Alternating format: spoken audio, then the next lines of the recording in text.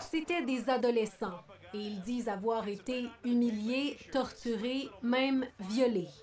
Une demande d'action collective intentée par 3 anciens hockeyeurs juniors lève le voile sur un système d'initiation troublant.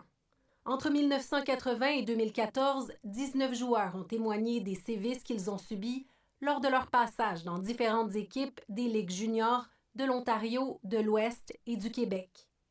Les vétérans m'ont sauté dessus dans le vestiaire, je les ai sentis uriner sur moi et me lancer des objets. Ils ont inséré un bâton de hockey dans mon anus, ils ont recouvert mes parties génitales de crème analgésique chauffante, je me souviens que mon scrotum était mauve, c'était atroce. Un autre raconte avoir été fouetté par son entraîneur. Certains auraient été agressés sexuellement.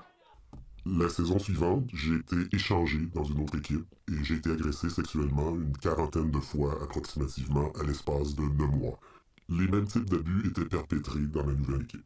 Tout ça au vu et au su des dirigeants des équipes. Comme entraîneur, il faut que tu t'assures de la sécurité de tes joueurs. Puis honnêtement, ça me choque d'entendre des choses comme ça parce que c'est pas des pratiques que moi j'ai été témoin.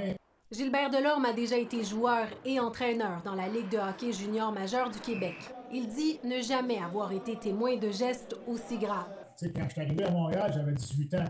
Puis on s'est fait initier, il y avait moi puis il y avait Mark Hunter, on était 2 jeunes de 18 ans, puis on s'est fait raser les cheveux.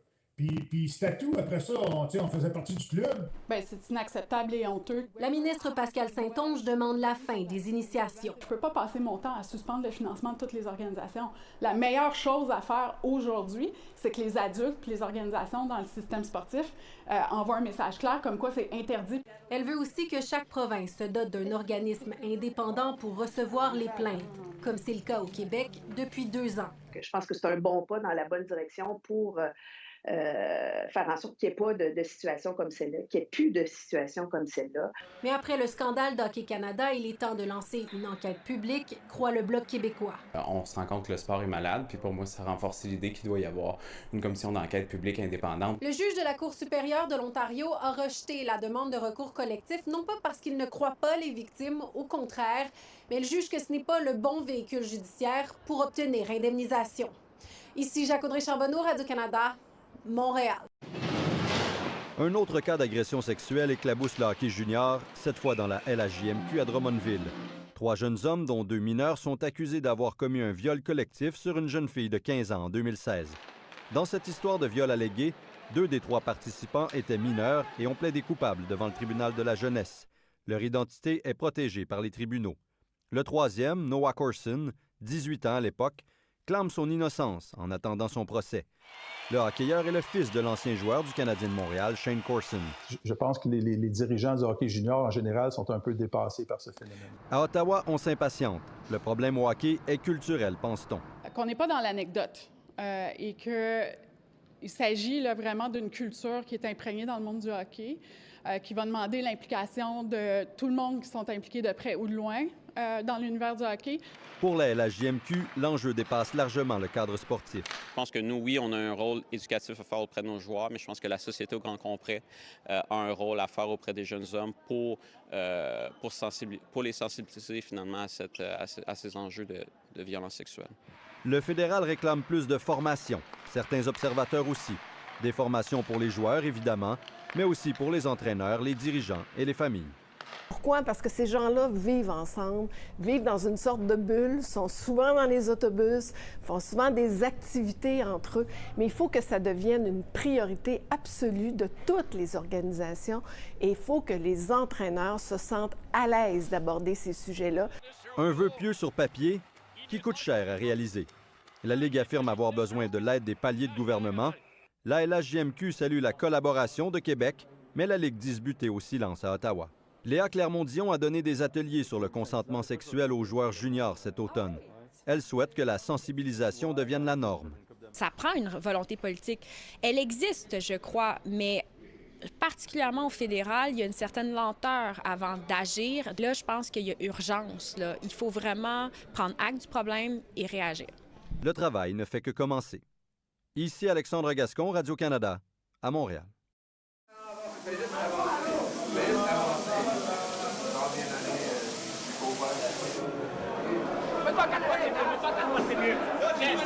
Suis-moi.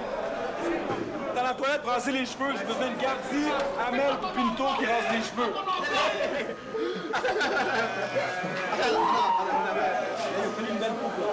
Et là, lui, arrière. Oh, ok, ça ne pas derrière la tête.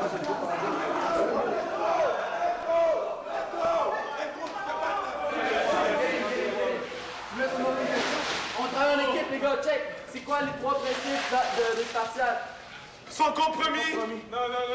Les 3 principes, check. Instant. Mais qu'est-ce que tu fais? T'es en train de faire chier ton ami présentement, rentre dans le bain! Qu'est-ce que c'est qu'on travaille en équipe? Travail d'équipe. Avec un mot, ça commence avec S, les gars! Solidarité. On est structuré, man, c'est quoi? Discipline. Oh! Organisation. Oh! Organisé. OR! Comment ça? OR. Good job! Check!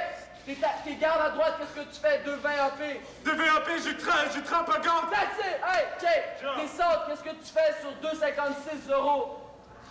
Zone bloc vers la droite, Good job, check! Tu ramasses un oignon ou un chou Bruxelles, le premier qui voit, good! Le coup dans le bec, check! Fais ton chou ici comme ça, man. Mange ton chou Bruxelles.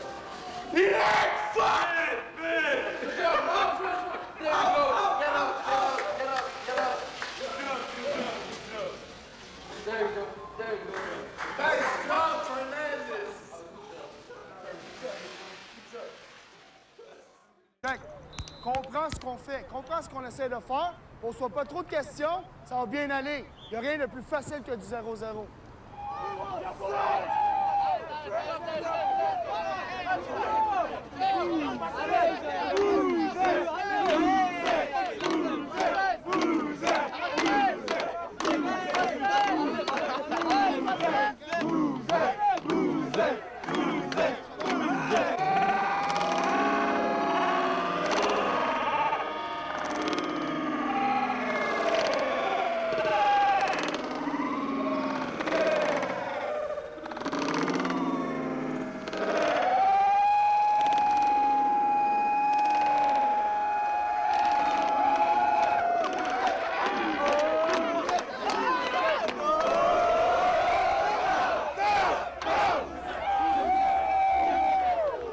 Demain, on va jouer une game de foot. Une game de foot physique. Une game de foot où on va recevoir des coups, puis où on va en donner. Devant toi, pour un petit Ontarien anglophone.